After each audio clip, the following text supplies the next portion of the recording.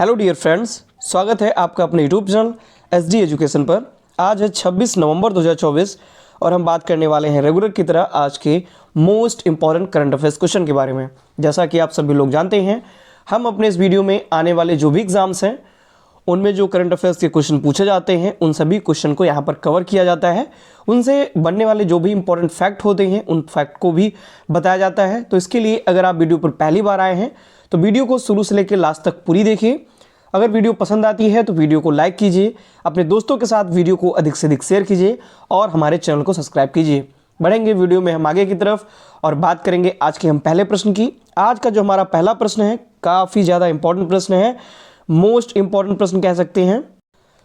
तो प्रश्न है, हाल ही में महिलाओं के खिलाफ हिंसा के उन्मूलन के लिए अंतर्राष्ट्रीय दिवस कब मनाया गया? यानी कि जो महिलाएं होती हैं उनके खिलाफ जो हिंसाएं होती हैं उन हिंसाओं के उन्मूलन के लिए अंतर्राष्ट्रीय जो दिवस है वो कब मनाया गया? तो ए ऑप्शन है 23 नवंबर, बी ऑप्शन है 25 नवंबर, सी ऑप्शन है 21 नवंबर और डी ऑप्शन है 26 नवंबर। तो इस प्रश्न का सही जवाब है ऑप्शन नंबर बी, यानी कि 25 नवंबर को महिलाओं के खिलाफ हिंसा के उन्मूलन के लिए अंतर्राष्ट्रीय दिवस मनाया गया। आप यहाँ आर्टिकल भी देख सकते हैं, international day for the elimination of violence against women, यानी वायलेंस अगेंस्ट वुमेन। ये मनाया कब जाता है? ये 25 नवंबर को मनाया जाता है। आगे अगर बात करें डिटेल में तो संयुक्त राष्ट्र महासभा ने 25 नवंबर को महिलाओं के खिलाफ हिंसा के उन्मूलन के लिए अंतर्राष्ट्रीय दिवस के रूप में नामित किया है। और यह जो दिन है वो महिलाओं को शारीरिक हिंसा से बचाने के लिए दुनिया भर में मनाया जाता है। यानी कि महिलाओं के साथ जो हिंसाएं होती हैं उनमें महिलाओं को बचाने के लिए, लोगों तक जागरूकता फैलाने के लिए यह जो दिवस है वो दुनिया भर में मनाया जाता है। 25 नवंबर की तिथि को चुनी गई। तो 25 नवंबर की जो तिथि है इस दिन डोमिनिकन गणराज्य की 3 राजनीतिक कार्यकर्ताओं मीराबल बहनों की याद में चुनी गई थी। यानी 25 नवंबर को की जो तिथि है, जो डोमिनिकन गणराज्य है वहाँ की जो 3 राजनीतिक कार्यकर्ता मीराबल जो बहनें थीं उनकी जो याद में ये जो दिवस है वो मनाया जाता है। डिटेल में बात करें तो लास पॉरिपोसस के नाम से जानी जाने वाली 3 बहनों जिनमें से पैट्रिया, मिनर्वा और मारिया टेरेसा मीराबल की 25 नवंबर 1960 को डोमिनिकन तानाशाह राफेल ट्रुजिलो की गुप्त पुलिस द्वारा बेरहमी से हत्या कर दी गई थी। इसीलिए 25 नवंबर के दिन यह जो दिवस है वो मनाया जाता है। 25 नवंबर को महिलाओं के खिलाफ हिंसा के उन्मूलन के लिए अंतर्राष्ट्रीय दिवस के रूप में 1999 में इसको नामित किया था संयुक्त राष्ट्र महासभा के द्वारा और तब से 25 नवंबर को ये जो दिवस है वो मनाया जाता है। अब अगले क्वेश्चन की तरफ बढ़ेंगे। अगला क्वेश्चन है हमारा, हाल ही में किसने नई दिल्ली में हिंदुस्तान टाइम्स लीडरशिप समिट 2024 को संबोधित किया? तो ये ऑप्शन है द्रौपदी मुर्मू, बी ऑप्शन है अमित शाह, सी ऑप्शन है नरेंद्र मोदी और डी ऑप्शन है चिराग पासवान।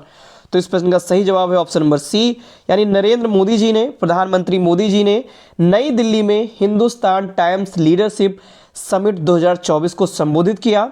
डिटेल में बात करें तो आर्टिकल भी देख सकते हैं, prime minister Narendra Modi addresses Hindustan times leadership summit 2024 इन न्यू दिल्ली। डिटेल में अगर हम इसके बारे में जानें तो हाल ही में प्रधानमंत्री मोदी जी ने नई दिल्ली में हिंदुस्तान टाइम्स लीडरशिप समिट 2024 को संबोधित किया है। कब?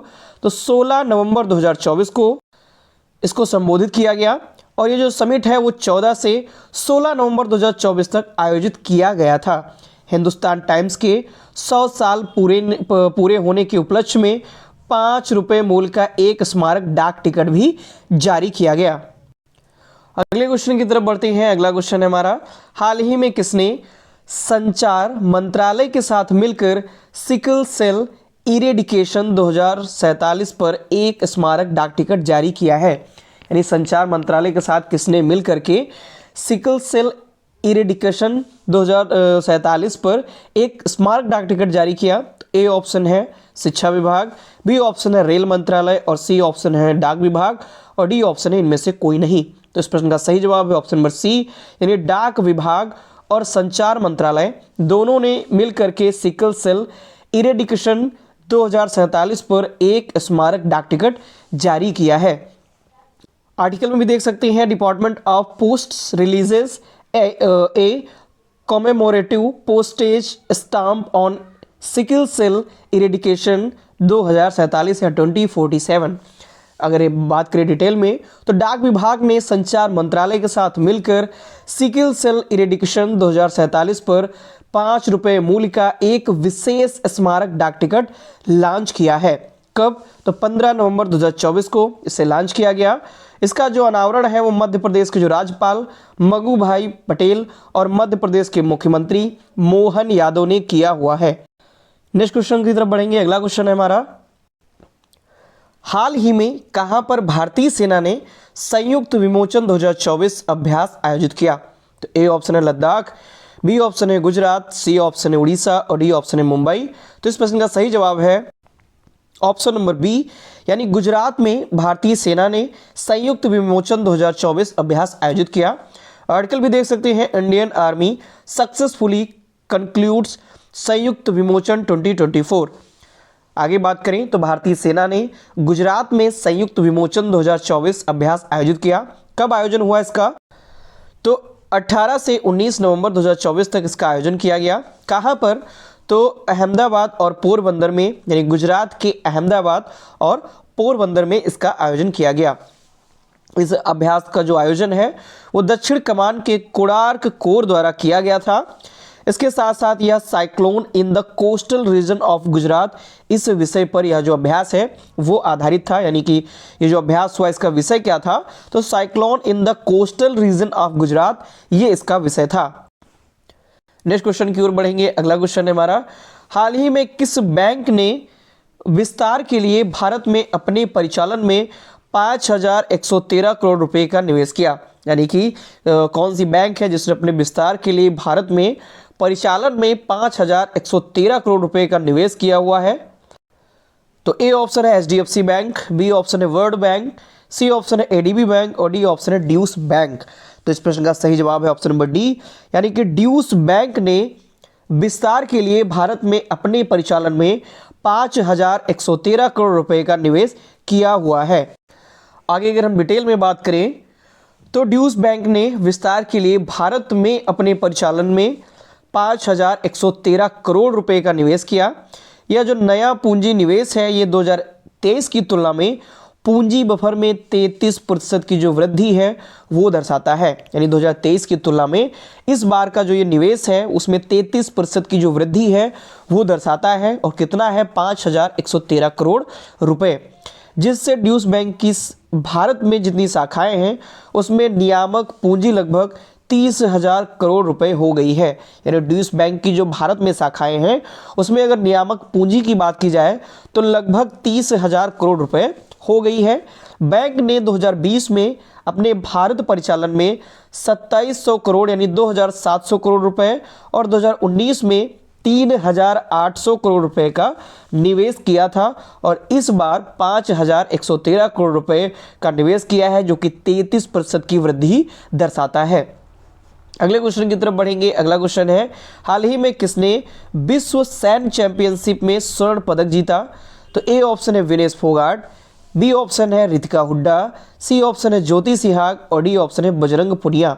तो इस प्रश्न का सही जवाब है ऑप्शन नंबर बी, यानी रितिका हुड्डा ने विश्व सैन्य चैंपियनशिप में स्वर्ण पदक जीता है और ये स्वर्ण पदक ऐसा करने वाली ये दूसरी महिला बन गई हैं, यानी दूसरी भारतीय महिला ये बन गई हैं। आप यहाँ आर्टिकल भी देख सकते हैं, Ritika Hooda strike gold eight world military championship.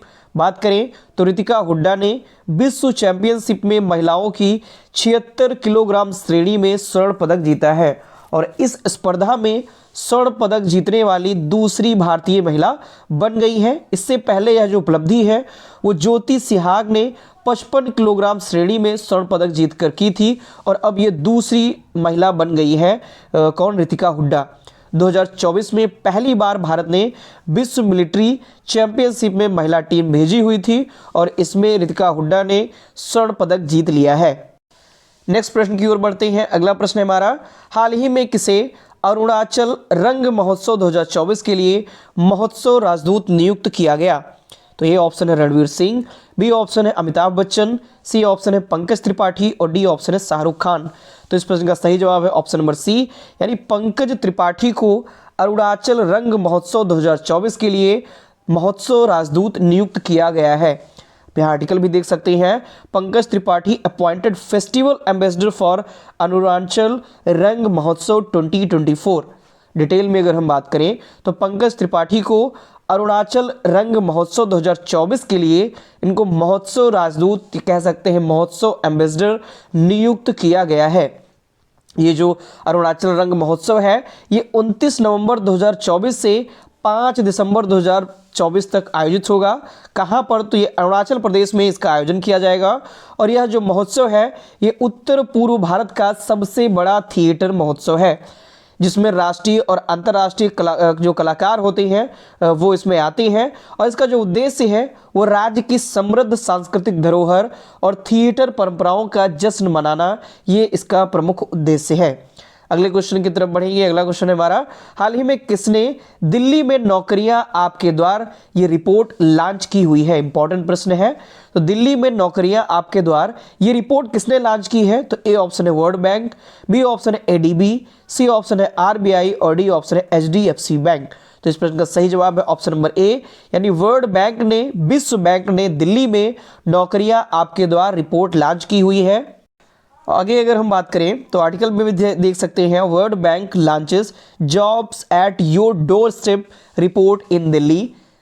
हाल ही में विश्व बैंक ने दिल्ली में नौकरियां आपके द्वार रिपोर्ट लॉन्च की। तो कब लॉन्च की है? तो 22 नवंबर 2024 को ये जो स्कीम है ये जो रिपोर्ट है वो लॉन्च की हुई है। तो किसके द्वारा लॉन्च किया गया? तो केंद्रीय शिक्षा मंत्री धर्मेंद्र प्रधान तथा श्रम रोजगार युवा मामले और खेल मंत्री डॉक्टर मनसुख मांडविया के द्वारा ये जो रिपोर्ट है ये लॉन्च की गई है। रिपोर्ट का नाम jobs at your door step, A jobs diagnostics for young people in 6 states, ये इसकी रिपोर्ट है। ये रिपोर्ट का पूरा नाम है।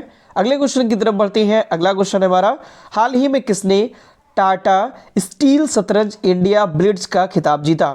तो ए ऑप्शन है आर प्रज्ञानंदा, बी ऑप्शन है अर्जुन एरेगेसी, सी ऑप्शन है मैग्नस कार्लसन और डी ऑप्शन है इनमें से कोई नहीं। तो ऑप्शन नंबर सी, यानी मैग्नस कार्लसन नंबर 1 टेनिस शतरंज के खिलाड़ी हैं ये। तो इन्होंने टाटा स्टील शतरंज इंडिया ब्लिट्ज का जो खिताब है वो जीत लिया है। आर्टिकल भी आप देख सकते हैं, Magnus Carlsen dominate Tata Steel chess India's blitz title, इन्होंने जीता हुआ है। तो मैग्नस कार्लसन ने टाटा स्टील शतरंज इंडिया ब्लिट्ज का खिताब जीता। रैपिड इवेंट इससे पहले इन्होंने जीता हुआ था। तो रैपिड इवेंट जीतने के कुछ ही दिनों बाद इन्होंने ब्लिट्ज खिताब भी हासिल कर लिया है।